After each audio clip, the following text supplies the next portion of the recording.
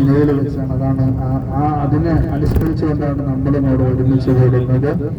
അങ്ങനെ അറഫയിൽ നമ്മൾ രാവിലെ ചെന്നു, നിസ്കാരമൊക്കെ കഴിഞ്ഞു, അല്ലെങ്കിൽ രാത്രി ചെന്നു. എങ്ങനെ ആയാലും അൽഹംദുലില്ലാഹ് അത്യാവശ്യം കാര്യങ്ങളൊക്കെ കഴിഞ്ഞ് നന്നായിട്ടൊന്ന് വിശ്രമിക്കുക, അല്പം നന്നായി ഉറങ്ങുക.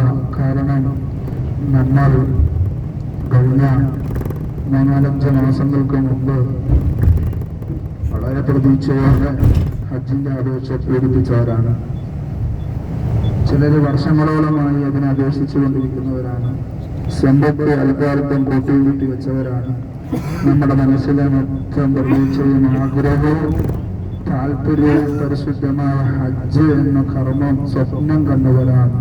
നാഥനായ റബ്ബ് ഈ ലോക മുസ്ലിമീങ്ങളിൽ നിന്ന് കോടിക്കണക്കിന് ജനങ്ങളിൽ നിന്ന് തുച്ഛമായ ആളുകളെ ഈ വർഷത്തെ ഹജ്ജ് കർമ്മത്തിന് ഇവിടെ എത്തിച്ചപ്പോൾ അതിലൊരുവനാകാൻ അല്ലെങ്കിൽ ഒടുവനാകാൻ റഹ്മാനായ റബ്ബ് നമുക്ക് അവസരം നൽകി.